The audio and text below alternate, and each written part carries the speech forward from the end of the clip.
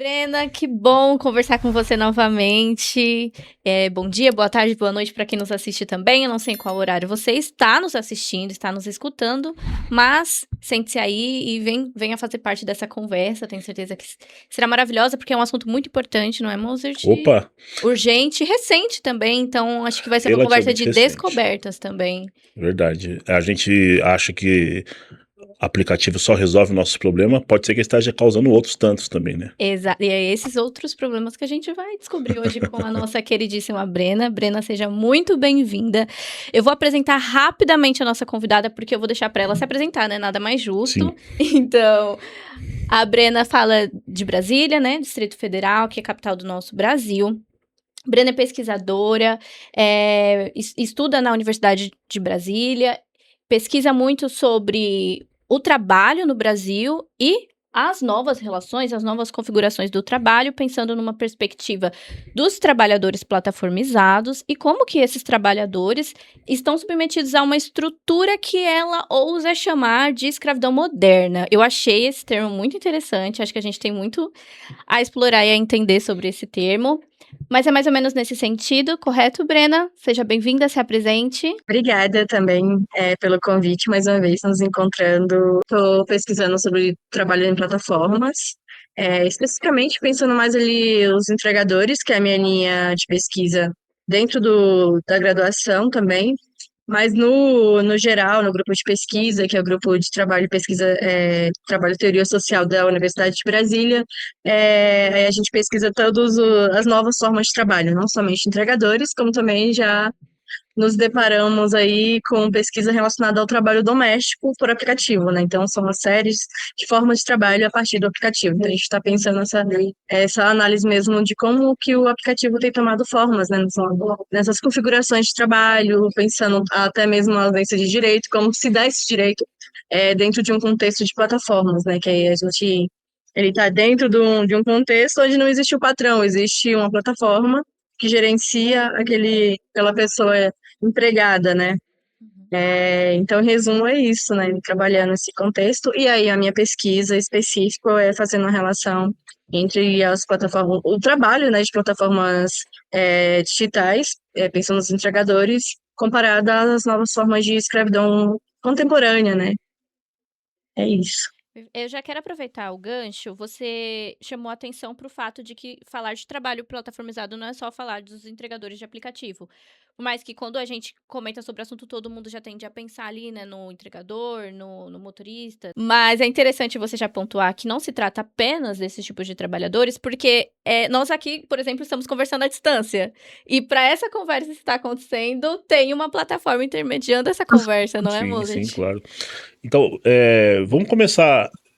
Você deve ter pesquisado alguma coisa sobre o STF ter se debruçado também sobre esse tema, se é ou não o vínculo de emprego. Diz lá, tecnicamente, que considera empregado quem presta serviços de forma não eventual, né?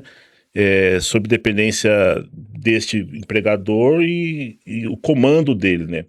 A grande defesa dos aplicativos é que ele não exerce comando nenhum. Ele tem prestação de serviços e ele só aproxima quem quer o serviço com quem quer prestar o serviço.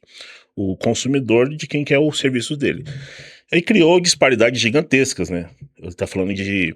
O Uber talvez seja a maior empresa de transporte sem ter um carro sequer, porque o carro Sim. do motorista parceiro. Outras plataformas têm diversos... o pessoal fala que tem o Airbnb talvez seja a maior rede de hoteleira sem ter um hotel sob sua responsabilidade, inclusive tributária. Tem diversos... como é que anda essa conversa? Qual a expectativa do grupo? Se debruça sobre esse tema? A gente sabe que o que o STF vai decidir, pouco se sabe. Não dá para especular sobre isso, porque até o último segundo o ministro pode mudar Tudo tudo, muda né? muito Como é rapidamente. que tá essas conversas no grupo de pesquisa e como é que funciona esse tema?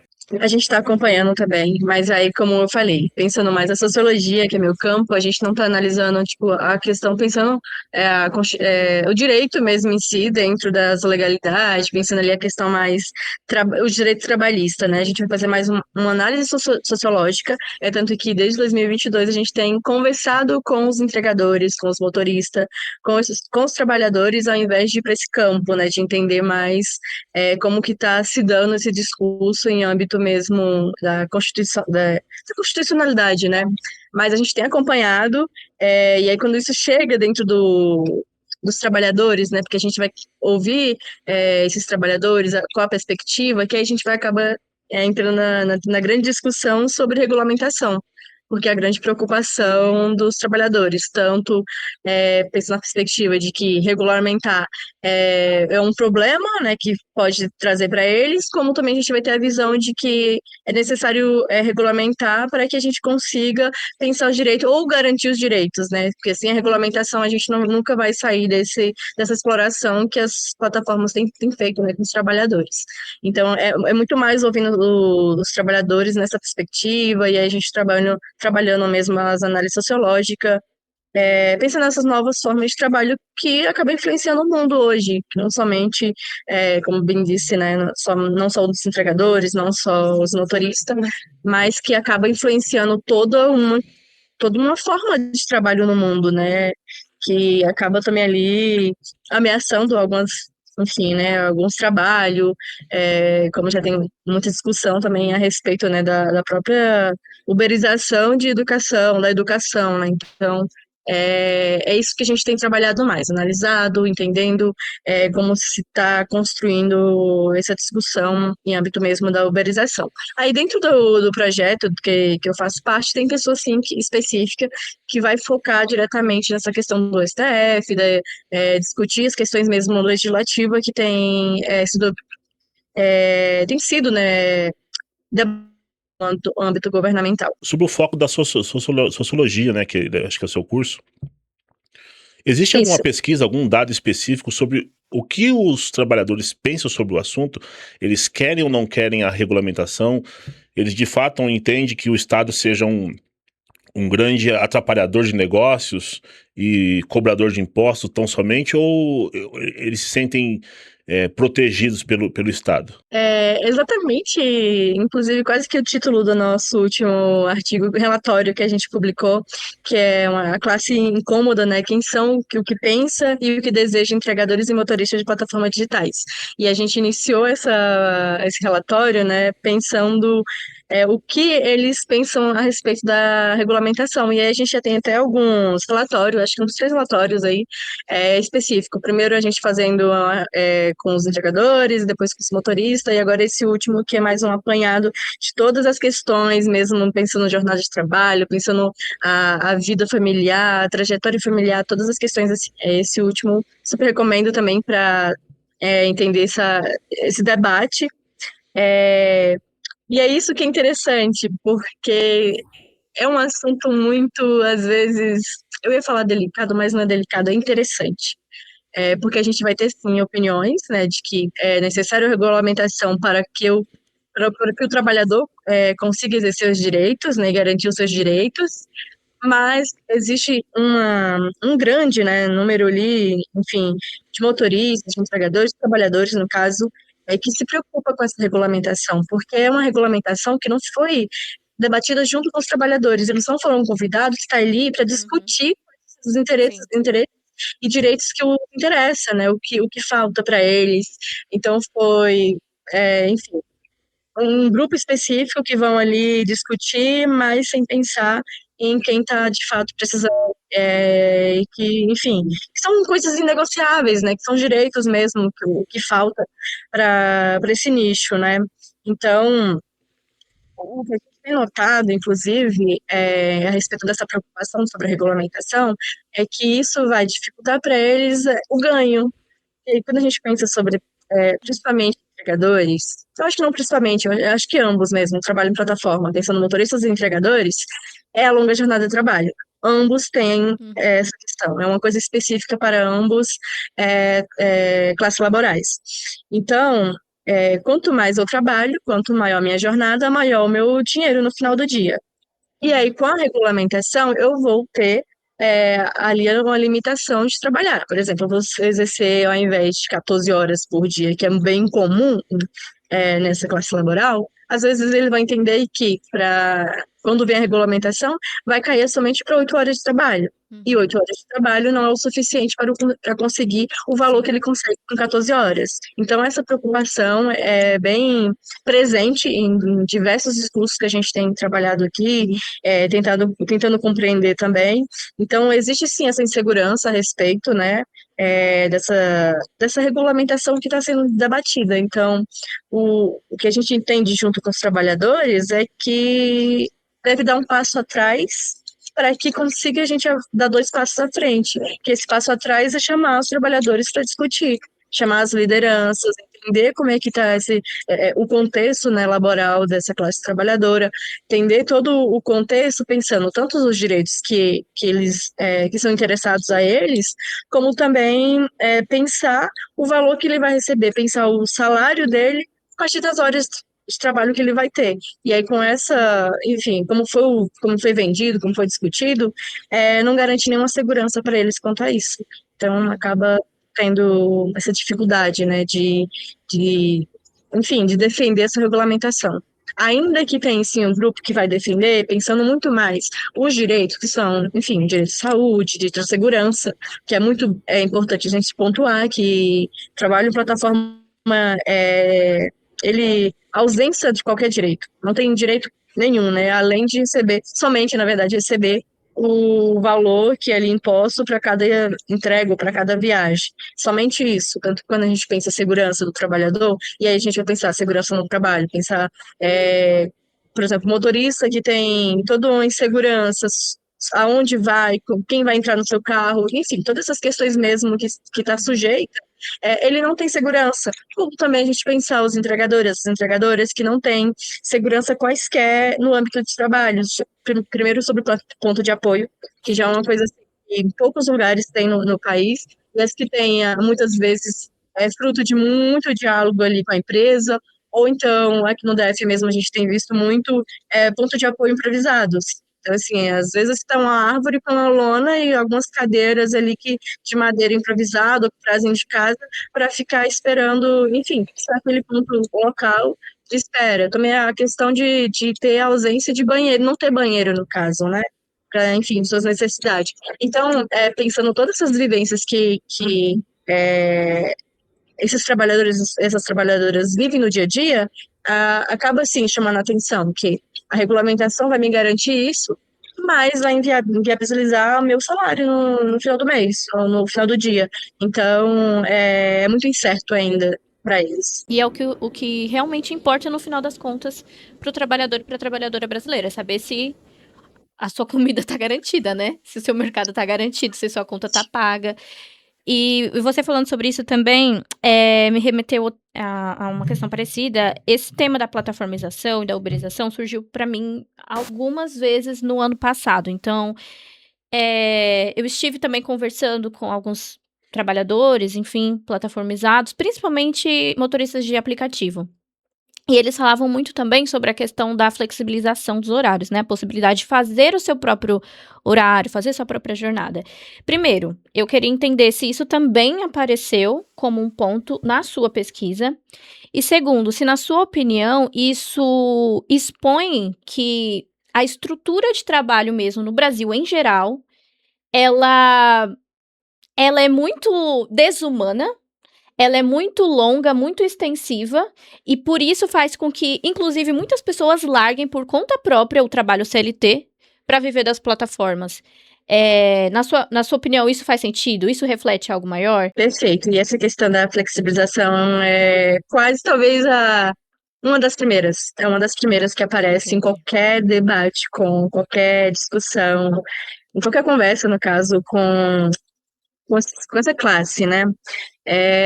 Primeiro que tem aquela falsa, e aí eu entro muito, enfim, trabalhar a questão da flexibilização é muito sobre exatamente a minha pesquisa, porque do meu ponto de vista, a flexibilização é uma falsa promessa de você, ser seu próprio patrão, né? Que essa é um discurso que tem, enfim, ganhado muita força em vários campos assim do trabalho, que não somente em plataformas, né? A gente vai pensar também até questão do MEI, né? Que tem essa, enfim, essa ideia, né, trazida sobre ser seu próprio patrão. E aí eu vou fazer o meu horário e não tem ninguém ali que vai ficar mandando em mim e tudo mais.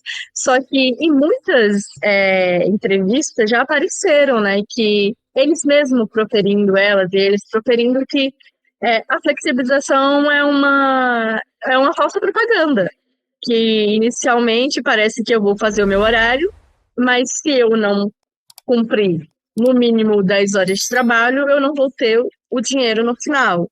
Ou seja, eu sou obrigada a ter aquela jornada de trabalho diária. Então, não existe a flexibilização.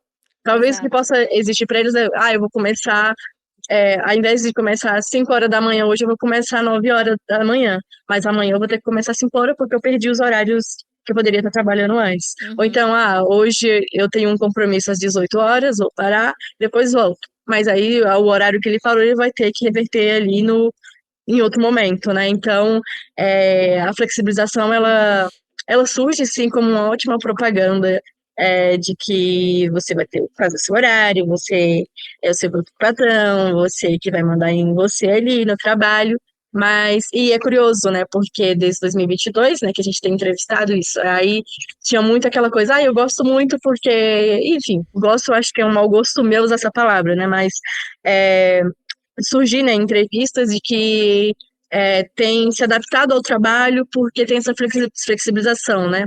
Mas nessas últimas entrevistas, pensando em 2024 para 2025, a gente já percebeu que o discurso muda, de que fala, essa flexibilização, ela é falsa, ela não existe porque eu não tenho tempo para ficar com os meus filhos, eu não tenho tempo para viver com a minha e ela não é flexível porque se eu não ligar o aplicativo, eu não estou trabalhando. Então, eu ia contar também sobre você estar logado ao aplicativo, né? E aí, se eu não estou, enfim, logada ali, ou eu já, enfim, tem toda como é que fala, um controle algoritmo, né? Isso é o melhor termo, assim, para se usar. Quanto mais tempo você fica logado ali, você está mostrando que você tem disposição, né? Está disponível para aceitar e tudo mais. E aí a flexibilização também é interessante porque, por exemplo, eu loguei no aplicativo, estou trabalhando aqui, mas eu vou ficar logada para contabilizar aqui, enfim, né? Mas eu não quero aceitar essa entrega, eu não quero aceitar essa viagem, vou pro próximo, porque esse aqui é um valor menor, então eu quero o próximo, né? Para um maior. E aí, em todos, tanto os motoristas quanto entregadores, vai falar que quanto mais você cancela um pedido ali que você não quer, enfim, nem cancelar, você só não aceitar aquela viagem, você só não aceitar aquela entrega, é como se você fosse punido, aí vai demorar para vir outra. E aí, demorando até que você vai passar muito tempo ali. Já me ocorreu mesmo em algumas entrevistas dos entregadores falar que já passou mais de uma hora esperando um pedido, assim como o motorista também. E eles comentam que reparam isso principalmente pelas ações que eles fazem dentro do aplicativo, que é essa coisa de não aceitar aquele pedido e acabar demorando. E aí vem essa questão, né, assim, flexibilização para quem, né, tipo, liberdade, né, no trabalho, pensando enfim, né, esse algoritmo mesmo, de qual forma, né, porque eu preciso aceitar aquilo que me foi imposto naquele momento, senão eu vou pagar uma sanção. Senão, inclusive tem a questão do score, né, que muito enfim, no iFood, né, você vai ter que ter tantos números de pedido realizado para que você se mantenha ali no prata, né, se eu não me engano, no ouro, enfim. E aí, quanto mais você cancela, você vai abaixando. Aí, quando você chega no bronze, você vai chegar um momento que você não consegue mais. Aí você trava, o aplicativo trava. E aí você não consegue mais realizar pedido. Ou seja, você para de trabalhar. Tipo, e aí para de trabalhar, não porque você quer, mas porque o aplicativo te impôs isso a partir das tomadas de decisões que você foi fazendo durante, enfim, seu percurso ali está logado.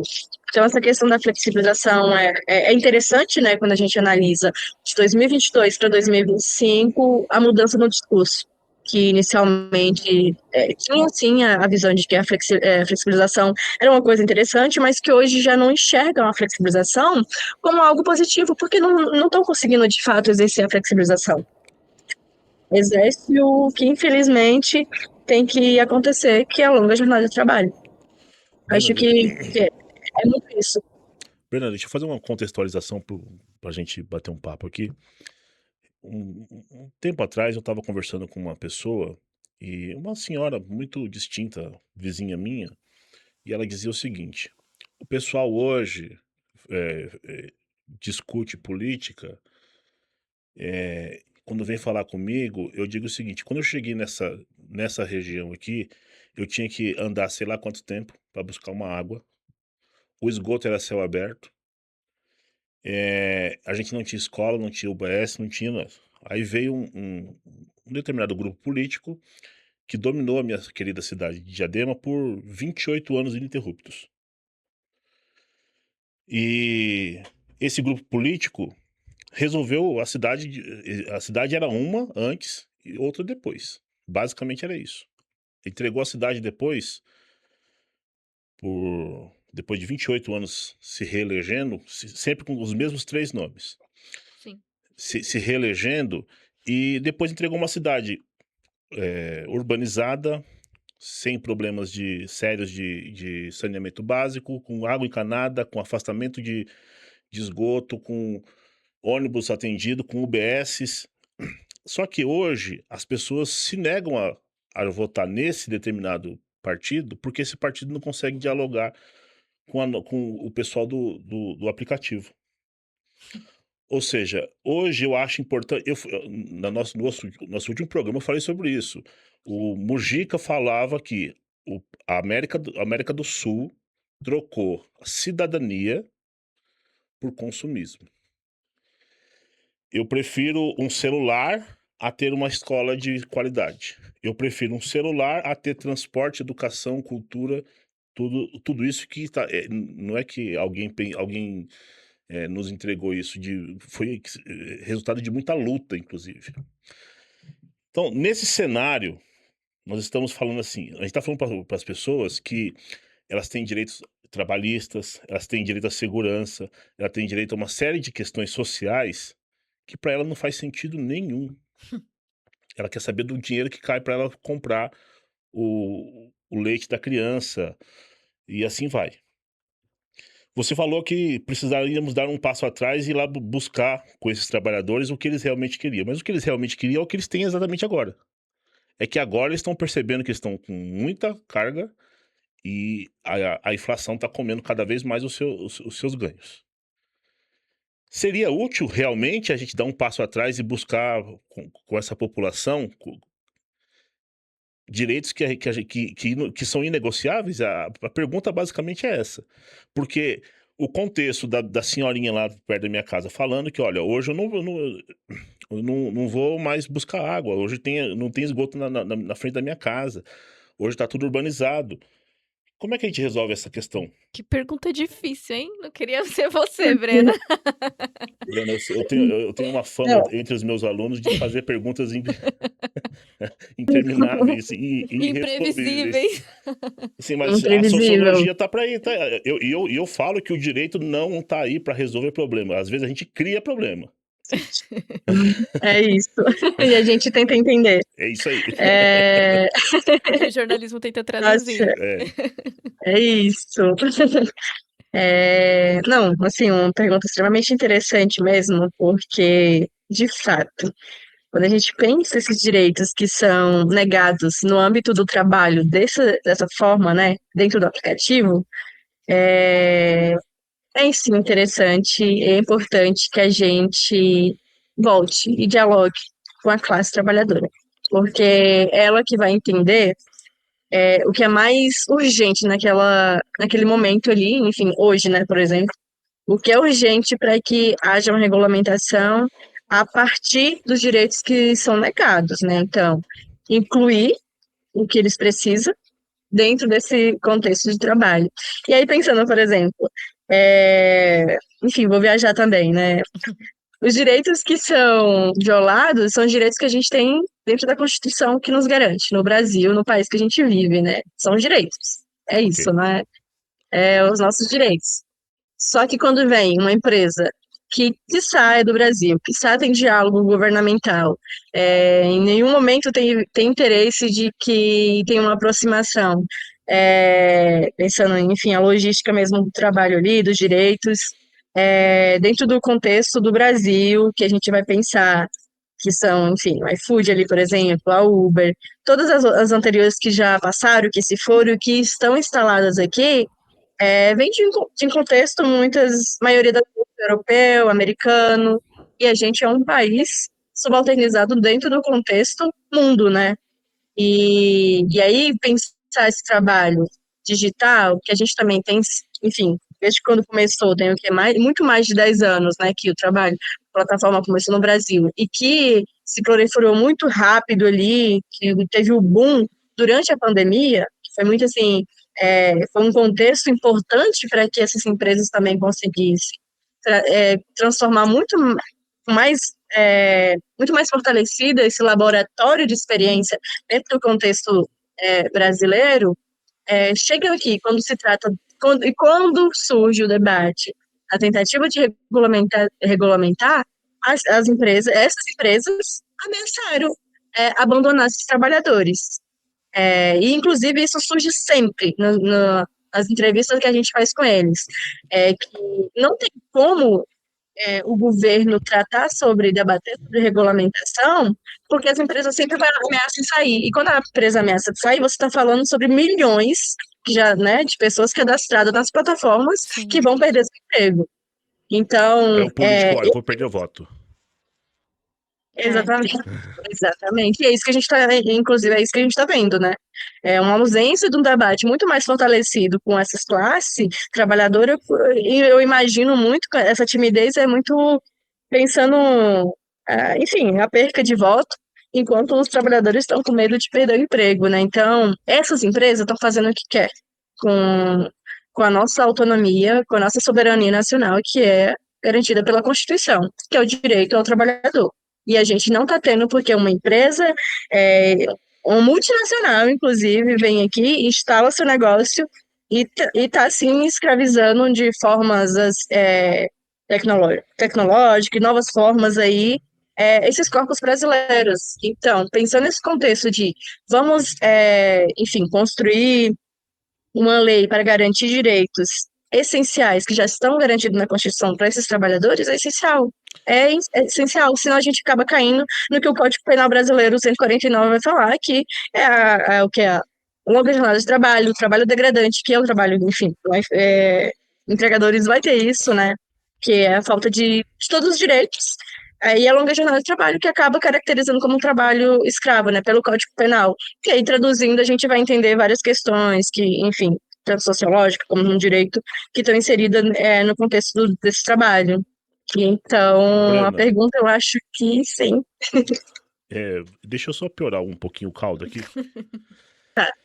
Quem faz essas discussões, quem fala essas palavras-chave dessa entrevista aqui hoje, certamente vão falar que é um pessoal da esquerda. Então faz discussão, chama trabalhador, tal. Eu vi uma entrevista, eu sou viciado em podcast e informação. Eu vi uma entrevista de uma personalidade muito influente em São Paulo, que ele simplesmente mudou de lado. A partir de certo evento lá, mudou de lado completamente. Ele era petista, passou a não ser petista, não sei. Aí alguém falou assim: mas você tem uma luta, tem uma história pra você. O que aconteceu? Por que você saiu? Você acabou com a história? Não, meu amigo. Eu simplesmente assim, ó. Tem um buraco na minha casa. Foi o exemplo que ele usou. Se você leva pro partido X, PT, por exemplo, vou falar do PT. Ele vai fazer uma reunião do grupo, vai fazer uma discussão, vai levar isso para um orçamento participativo, vai levar. Para arrumar o bendito buraco, vai demorar uns 3 anos. Claro que eu tô fazendo aqui com certo exagero, mas assim. Mas Uhum. basicamente assim, tem um problema. Identificou o problema depois de diversas reuniões. Essas reuniões de grupos vai para um determinado local que vai discutir parte do orçamento. a população participa. Aí o cara falou assim: agora, no político B, no político D, né, de direita, eu vou lá, em 2 meses a verba tá aqui, o buraco foi arrumado. Como é que a gente resolve isso? Aqui eu tô só para criar problema mesmo. Assumo a pecha. Como é que a gente vai resolver isso? Porque, de fato, eu tenho certeza que se você fizer um novo formulário e perguntar para os trabalhadores, eles não vão querer essa. Não, eu quero só resolver, eu quero só pagar minha conta hoje. Eu quero pagar amanhã. Ou seja, eles foram cooptados por um algoritmo Sim. que alguém chama de liberdade. Então, como é que a gente precisa arrumar um jeito aí, o Brena? Como é que a gente resolve isso? Porque, assim, claramente, se você der voz aos trabalhadores, e eu acho natural que eles sejam ouvidos, eles vão falar exatamente o discurso da plataforma. Porque a gente viu, alguns anos atrás, o quanto isso influencia a vontade das pessoas. As plataformas foram extremamente interessantes para o Trump se eleger no primeiro mandato. A gente está falando da maior nação com o maior poder bélico do mundo. E olha o que ele está fazendo aí. Estou até desatualizado. Talvez deve ter explodido mais algumas bombas aí nesse momento que estamos falando. Como é que a gente maneja isso e tenta convencer o trabalhador o quão importante é esses direitos para ele? Porque simplesmente ele acha que FGTS não serve para nada. Ele acha que é melhor ter acesso a um tênis barato do que ao SUS. Ele acha realmente que ele não usa o SUS. Que para ele o SUS é só quando ele passa mal e fica 2 horas para ser atendido. Como é que a gente resolve isso, Brena? E esse desespero, só complementando também, ele é real e um levantamento mensal que o Serasa faz, acabou de mostrar, o levantamento agora de janeiro, mostrou que 7 em cada 10 brasileiros não consegue pagar as despesas do dia a dia somente com seu salário fixo. Ou seja, quando a gente também está falando de trabalho plataformizado, de uberização, enfim, também existe várias camadas de trabalhadores, assim, existe o trabalhador que depende exclusivamente da plataforma, existe o trabalhador que está ali fazendo renda extra, existe de tudo um pouco, correto? Ou seja, esse problema parece que está ficando cada vez mais difícil da gente entender como que vai resolver, né? É um problema complexo que não se resolve com soluções simples, correto? Eu acho que quando a gente pensa. É por isso que é muito importante aquela. É muito importante que tenha, enfim, grupos sindicais, sabe? Dentro desse contexto, porque é a partir daqueles grupos, daquele fortalecimento trabalhista do trabalho, né, com trabalhadores, que muitos acessarão de alguma forma as informações. Porque eu acho que, inclusive, um problema muito factual no Brasil, que, enfim, inclusive incluiu também com as plataformas, com, enfim, acesso exagerado, né, de informações, é a falta de informação. Porque a gente tem muita informação, mas não são informações reais, né? Não são Não são qualificadas, né? exatamente. Então, assim, os grupos sindicais, né, nesse âmbito é muito importante para que seja aquele representante para discutir aquelas questões, né, que, enfim, que atravessam esse contexto, né, que estão inseridos, e para aquele trabalhador que começou ali para suprir uma renda, que muitas vezes também acontece isso, né, de eu tenho meu trabalho formal, mas eu vou me cadastrar nessa plataforma para ter um valor extra no dia a dia, ele acaba passando muitas vezes ali ficando somente com a plataforma, apenas trabalhando, porque ele, de fato, entra no trabalho para pagar suas contas. Ele não está ali para construir projeto mesmo de trabalho político, né? Infelizmente é uma classe uma classe trabalhadora, né, que entra nesse contexto, advinda muito da dívida. É isso que a gente tem percebido, inclusive, na nossa entrevista, e é uma coisa que eu tenho muito pontuado, né? Porque são pessoas que entram devendo muitas vezes, né? E aí o trabalho em plataforma é considerado uma coisa rápida, que eu vou entrar em um mês, em 2 meses, eu já vou ter conseguido pagar minhas contas porque eu vou fazer o meu horário. Então, eu vou separar aqui 2 meses da minha vida aqui, fazer esse horário, pagar minhas contas, e depois eu vou voltar para o meu trabalho formal, depois eu vou buscar um trabalho formal. Ele não está ali, enfim, querendo entender contexto político algum, apenas pagar a dívida dele. Só que aí vem o outro problema que eu tenho analisado, que a pessoa vai pela dívida, mas ela também permanece pela dívida, porque para poder manter a moto, ela vai fazer um gasto, que ela não planejou isso antes. Para ela trabalhar no aplicativo, como por exemplo o iFood, ou entrega, Tem que ela ter vai celular precisar de bom. uma moto. Isso. Aí ela vai lá e financia a moto.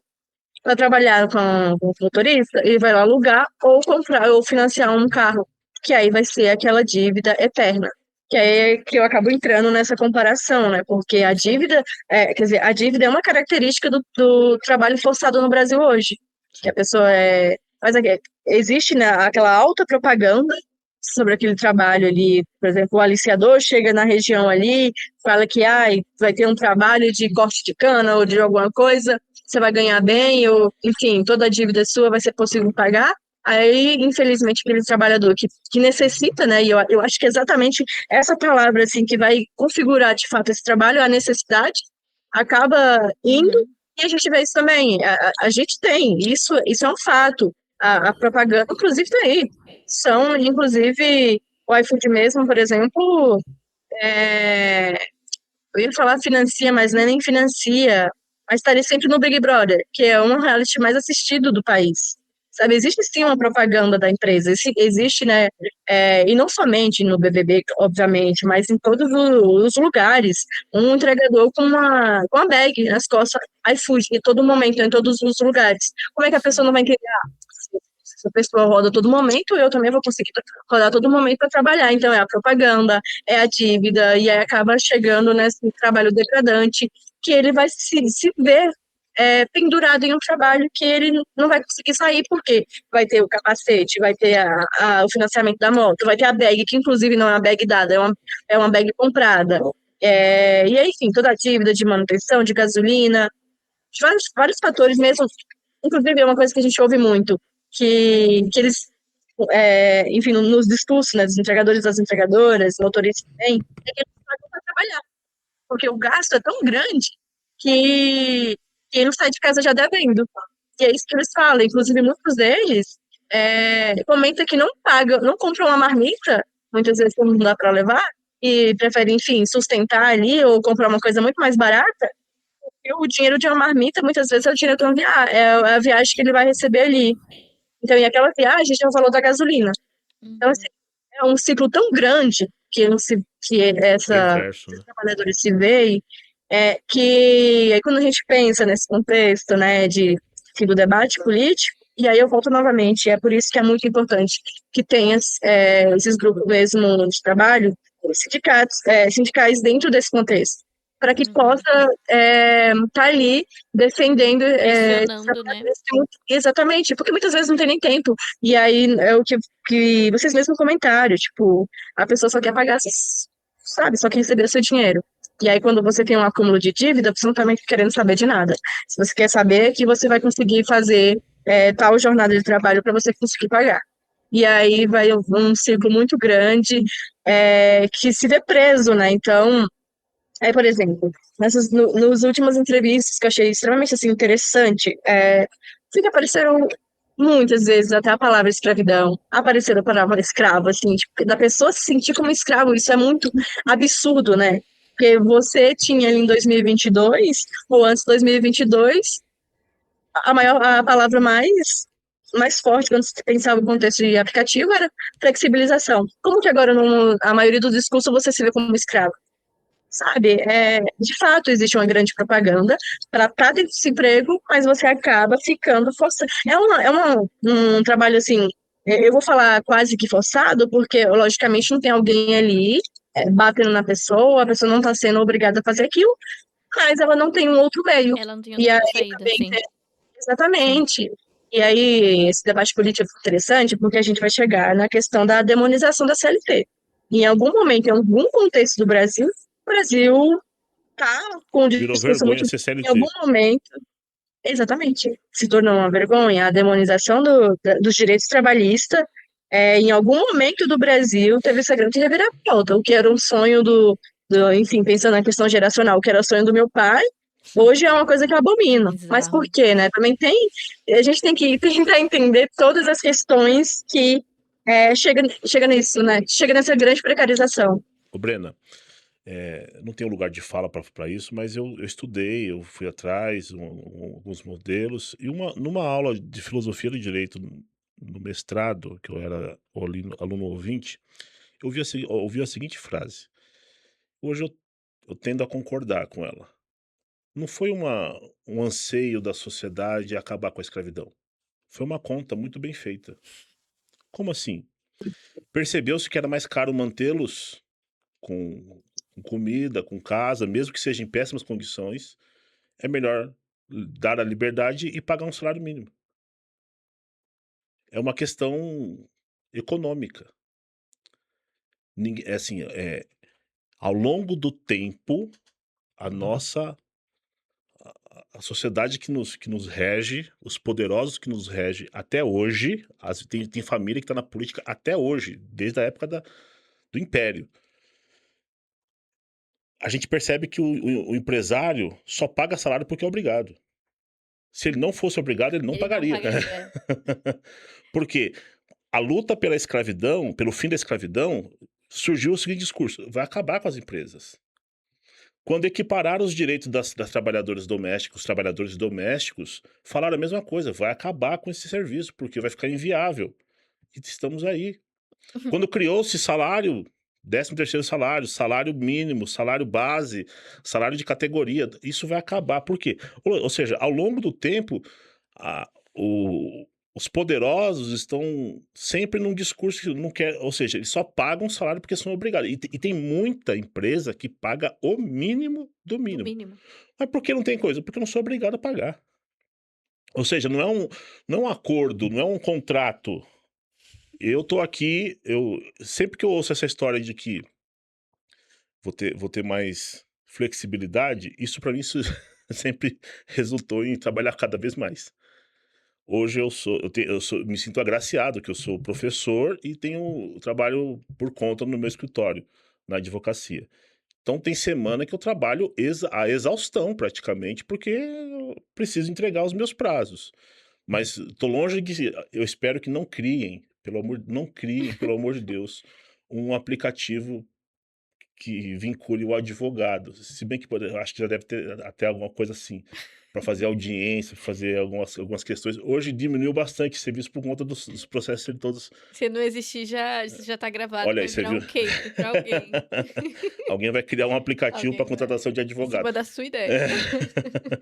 Então, assim, só para fazer essa contextualização, sempre vai ter alguém dizendo, e normalmente essa pessoa que fala que não quer pagar nada além do mínimo, essa pessoa já é milionária. Essa pessoa não trabalha, não exerce esse trabalho direto. É o que o aplicativo faz. Se eu não me engano, está em torno de. Já foi 30% da corrida do Uber ficava com o Uber, sem ter nenhum gasto. Mas fica aí um pouco de registro histórico e econômico. Ou seja, em algum momento alguém fez a seguinte proposta: gente, está muito caro manter eles com comida aqui. Vamos dar a liberdade para eles e vamos pagar um salário mínimo. Era muito comum o retorno de alguns escravizados. E se eu quero voltar aqui, não preciso de salário, eu só quero ficar aqui, porque aqui eu tinha casa. Aí eu, não vou mais. Então fica aí um certo. A gente vai se cansando um pouco desse discurso. A grande verdade é essa: gente milionária que está dentro do ar-condicionado falando que não pode pagar um salário mínimo. E falando que é muito caro manter um trabalhador CLT. É. Que aí entra também numa outra seara, né, todo o debate da pejotização, enfim, mas as coisas estão muito ligadas, assim, é muito caro, mas você gera muito dinheiro também com um trabalhador CLT, compensa muito. O que você faz em cima da mão de obra de um trabalhador CLT, compensa e sobra o que você coloca ali para manter um trabalhador CLT na sua empresa. Mas assim, desde da última reforma ou desreforma que o Vampirão promoveu nesse país. O vampirão. O Vampirão é o nosso ex-presidente Michel Temer. O Michel Temer, qual que era o grande mote da ocasião? Precisamos gerar emprego. Mas espera só um pouquinho. Não se gera emprego diminuindo o custo do trabalhador. Se gera emprego com demanda. A pessoa que está sendo demandada por serviço, ela não está nem aí quanto que ela vai pagar. Se ela vai pagar 10 e lucrou 30, para ela tanto faz. Ela paga com gosto o 13º, 14º, 15º. A empresa automobilístico, ela gerou, eu lembro nos anos 2000, 15º salários. Ou seja, além do 13º, pagou o 14º, 15º salário.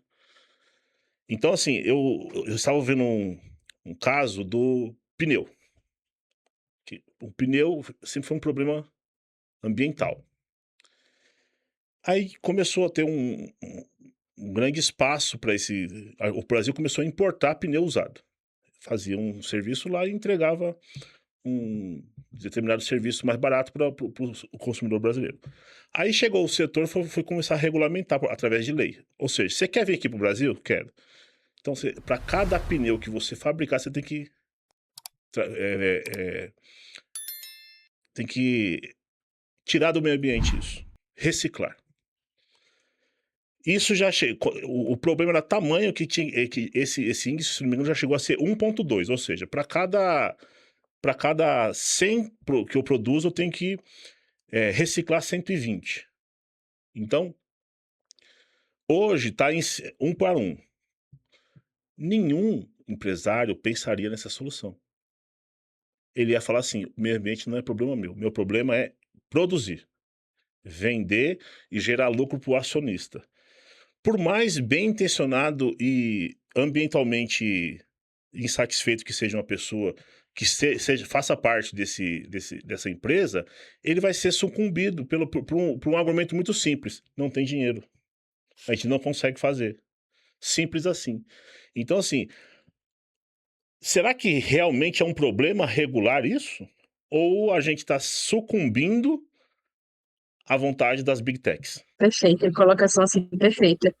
E sempre que eu vou, qualquer contexto, questão do trabalho, eu sempre vou pontuar que a gente não tem como analisar, discutir, debater trabalho no Brasil se a gente pensar qual o contexto que o Brasil pensa o trabalho.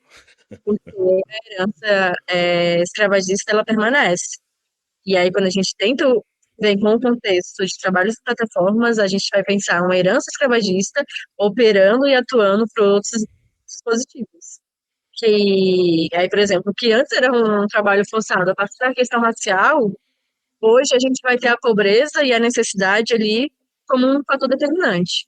Que a necessidade, né, enfim. Tá? E essa necessidade, na verdade, essa pobreza, ela é advinda do colonialismo, da escravidão. Porque as pessoas que estão no contexto de pobreza, a gente tem, né, a informação, obviamente, que a maioria das pessoas pobres ou são negras ou descendentes, ou, enfim, descendentes de negros no Brasil. E a pobreza, obviamente, é fruto da colonização que o Brasil sofreu. Tanto que, quando você inicia, né, os herdeiros, as pessoas que, enfim, herdaram herança, a gente sabe muito bem qual é o corpo que está inserido nesse contexto. Que a gente sabe muito bem quem são os ricos e milionários no país, inclusive donos de empresas multinacionais, big techs aí, que enfim, no mundo, não vem de um contexto que enfim, né, o seu bisavô vivenciou a escravidão. A gente era o herdeiro no Brasil, o seu bisavô ou seu avô estava escravizando alguém. Inclusive, aquele jovem negro que está em cima da moto, com estatística, inclusive, de morte no trabalho, é descendente ali, enfim, ascendente, né, de pessoas que sofreram escravidão. E esse é o contexto que a gente tem no país. E aí, como vai até falar, inclusive, o próprio Abdias Nascimento e grandes outros intelectuais que a gente muito consome, que foi uma abolição interrompida, que você joga aquela pessoa escravizada sem trabalho, obviamente que ela ia preferir ficar pelo menos dentro de uma casa, e aí trocar o trabalho pela comida, enfim, pelo teto. Acomodação, né? Exatamente. E aí, enfim, toda a construção que a gente vai ter, até mesmo nas próprias favelas, enfim, periferia que a gente tem no contexto, né, do Brasil, que é muito advinda, enfim, dessa violação, enfim, essa violação mesmo do corpo, né, do contexto que está inserido dentro da colonização.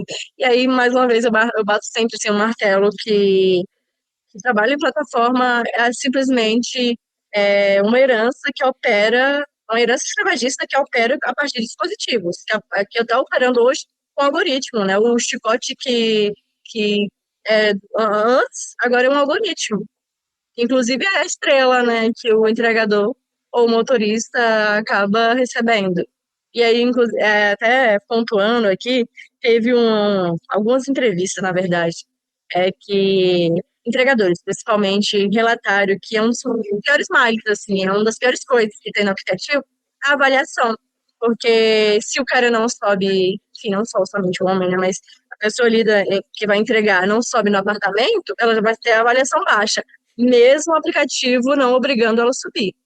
E aí teve Gente, algumas. isso nossa, parece piada, né? Eu vi um vídeo de um influencer, só para fazer uma piada aqui, ele faz isso como piada, né? A pessoa pede para subir até o apartamento, e ele fala assim, não posso, porque se eu subir, o sinal da tornozeleira eletrônica acaba. A pessoa desce rapidinho. Então, assim, Adorei a ideia. ele falou assim, ele fazendo piada com isso, assim, então fica aí a pessoa acha, inclusive, humor nisso tudo.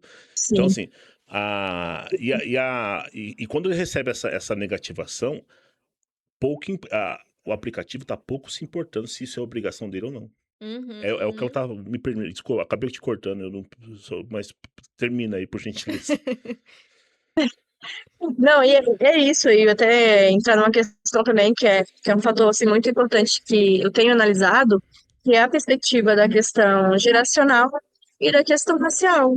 E aí quando a gente vai pegar os dados, um grande número, eu acho que talvez, não me recordo dos dados, mas assim, apostando mesmo, a maioria das pessoas que estão rodando em cima de uma moto é jovens. E aí a gente vai ter novamente o discurso sobre aonde está a juventude negra no Brasil, né? Tanto como Lélia Gonzalez. Que você falou exatamente o que eu já ia te colocar. Eu achei assim perfeita a sua colocação, Olha aí. que são jovens, negros e periféricos. São homens negros Exatamente. periféricos. Exatamente. Só pra gente não perder o fio da meada, já aproveito para te perguntar, isso mostra também como que se estrutura o trabalho no Brasil para os homens negros de forma geral, que é uma população que está sempre nas extremidades, ou está trabalhando até exaustão, ou não tem trabalho, ou está em situação de rua. E aí, consequentemente, essa população masculina negra em situação de rua acaba sendo levada a um suicídio. A altos índices de problemas de saúde relacionados à saúde mental. Ou seja, é sempre os extremos, né?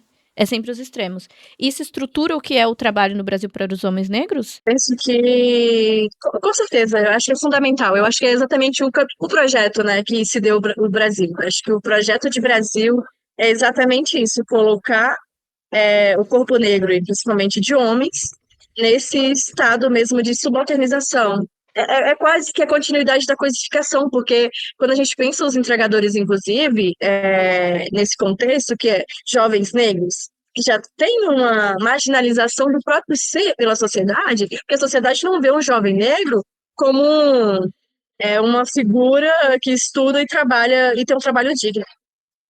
E vai ver o jovem negro como um bandido.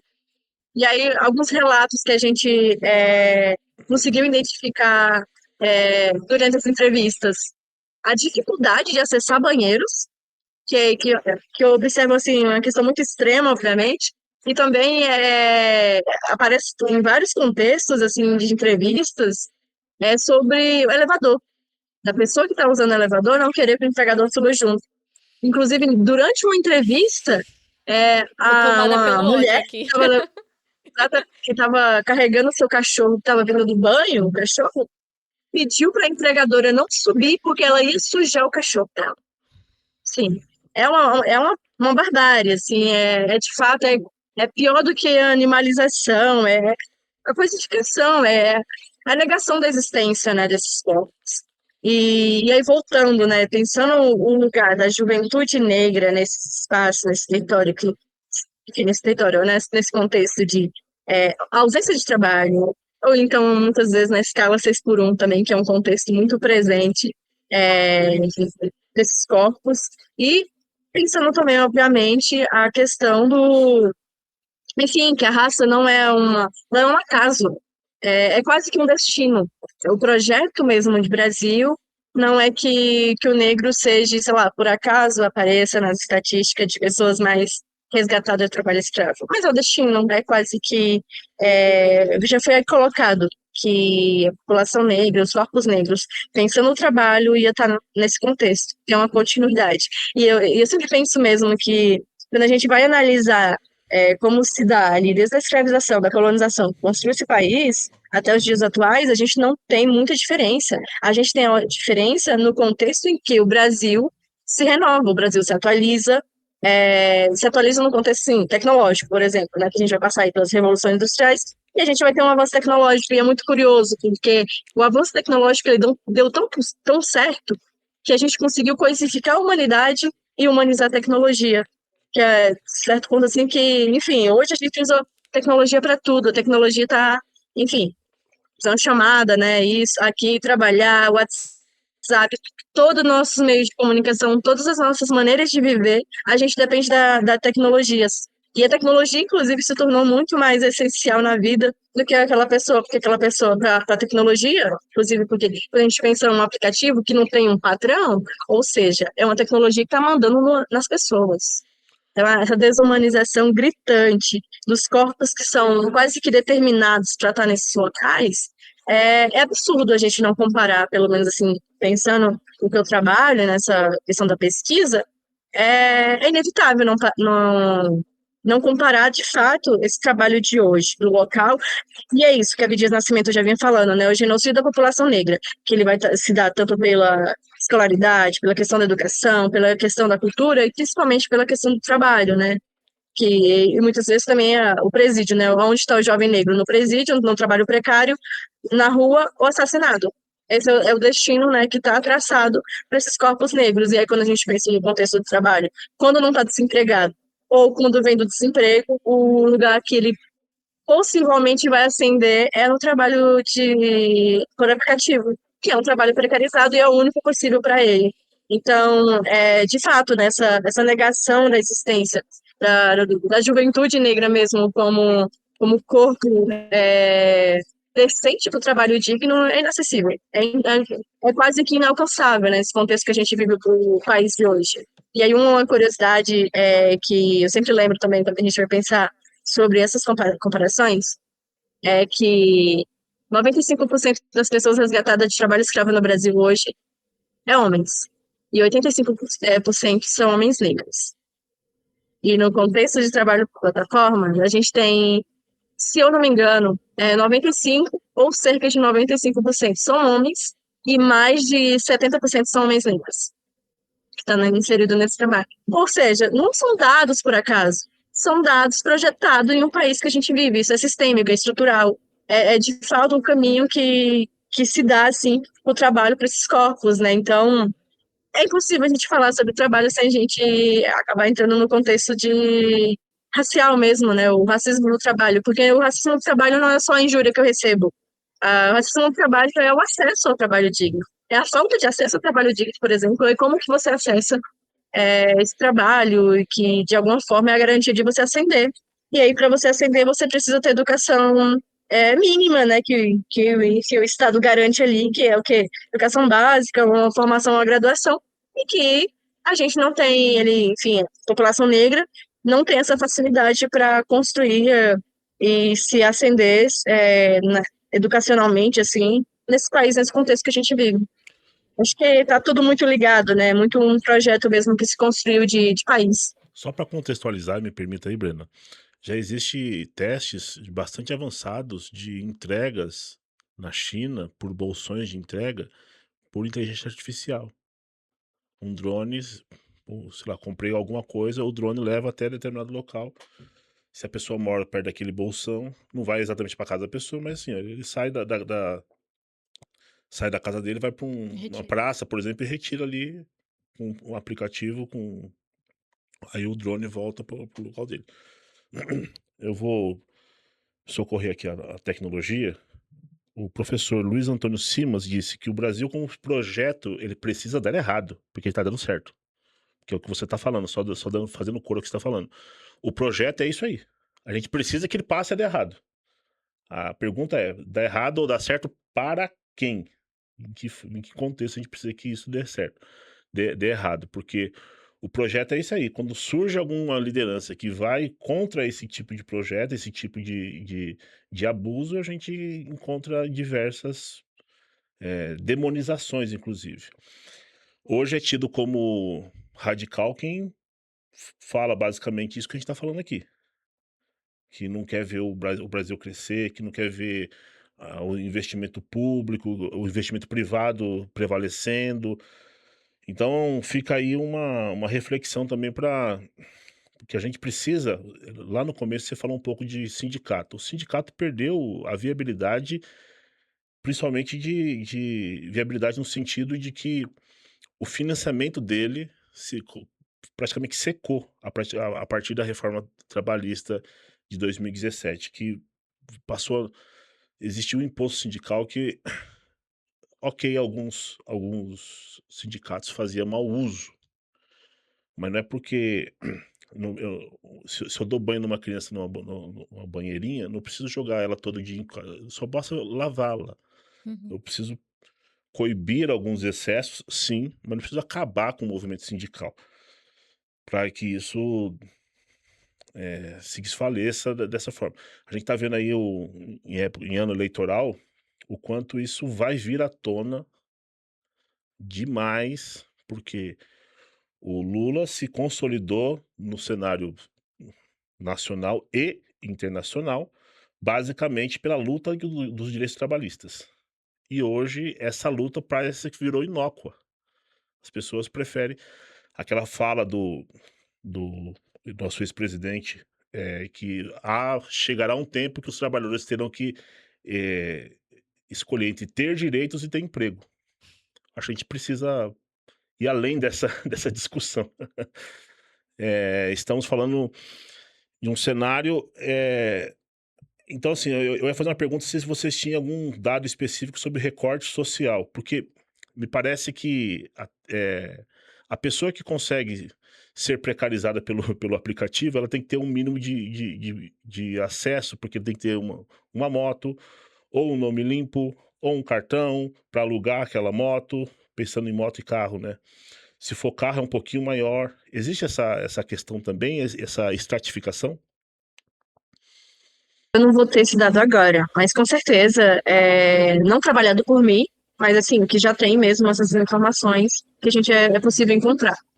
Eu ia me arriscar a falar aqui um documento que eu encontrei dados parecidos, mas vou nem tentar, porque vai que eu erro. É, mais uma coisa que você falou, me achei interessante, que, assim, para ter acesso, você tem que ter pelo menos um nome limpo. Não necessariamente. A gente, inclusive, encontrou muitas pessoas que financiam no nome da mãe, no nome da Uhum. esposa, no nome de alguém próximo.